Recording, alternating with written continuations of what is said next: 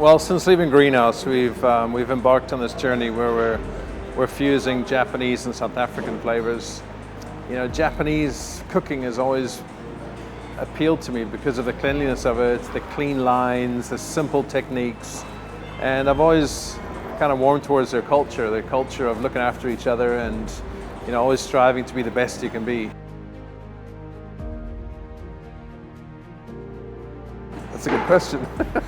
My Japanese knives, the carbon steel knife is, for me, it's the best knife in the world because it's the way it cuts through fish and meat and vegetables.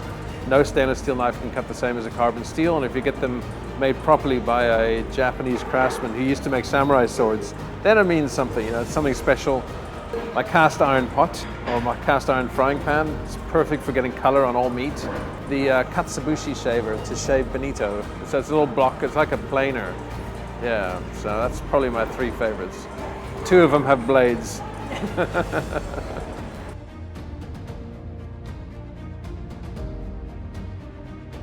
Yeah, I think it's fundamentally important, you know, to understand the basics. With formal training, you understand the techniques a lot quicker, you understand the theory behind the techniques that we're using in the kitchen, you understand plating a bit quicker. I mean, by all accounts you can do it, but it's a lot harder without the training.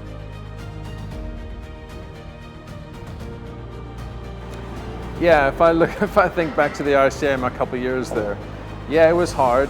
I got my ass kicked a lot by Letitia, but it was for a purpose, you know. She taught me well, and I had a lot of fun at the same time.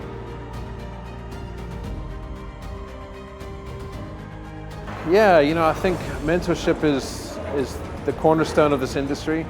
There's always, you need someone to hand down your knowledge to and your skill to, or else this industry would just die. So I think for all chefs, you know, who reach a certain place in their career, it's time to give back.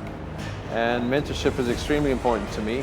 Yeah, you know, my first chef demonstration I had to do was on Mark Up Your White, and it was about 3 years after that I was lucky enough to land a position in one of his kitchens in London. Yeah, no one can take it away from you, so you gotta learn all you can while you're young. If I could cook for anybody, it'd probably be Nelson Mandela again. You know, I cooked for him back when he was released in 96 or 97 on Robben Island. I think it was Hillary Clinton was coming with Kofi Annan, and it was a celebration of Nelson's freedom. Yeah, I think there's a lot of things that I take from my training days into my kitchen today. You know, that was 22 years ago.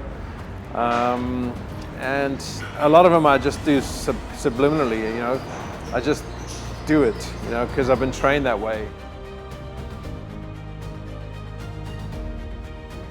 You see the results really quickly because you can study the theory. You can spend the evening studying about soufflés or about how eggs work, and the next day you can actually go test it out.